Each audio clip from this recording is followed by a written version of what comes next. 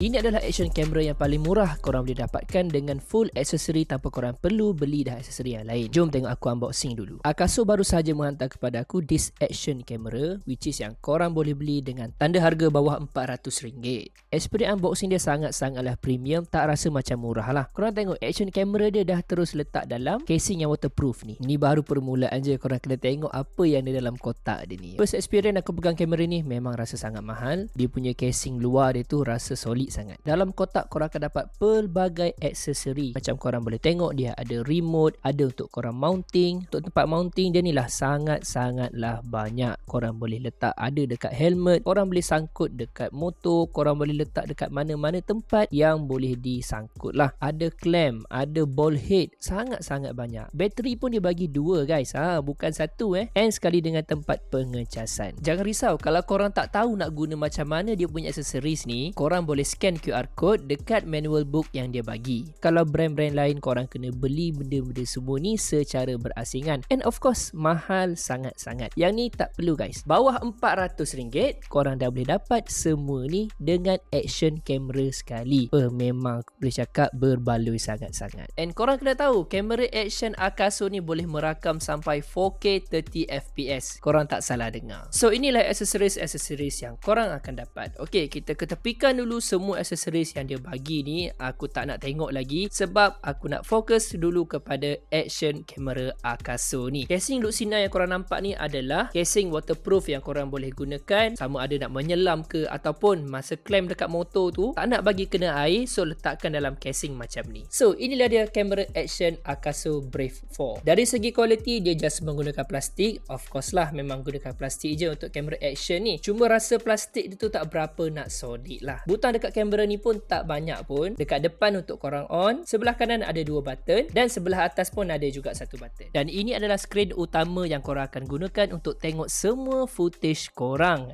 Yang paling best dekat depan pun ada 1. Bateri just masukkan je dekat bawah ni, simple je. Sebaik saja korang on kan, adalah korang kena set up sikit. Tak susah pun, yang tu ambil masa sikit je. Bila dah siap automatic, korang terus dapat tengok dia punya footage. Sekarang ni aku tak pasang lagi dia punya card, so dia tulis macam tu lah. So inilah sedikit footage yang korang boleh nampak. So apa pendapat korang? Jangan risau, aku akan buat full review. So korang just stay tune, nantikan full review aku untuk action camera Akaso Brave 4 ni.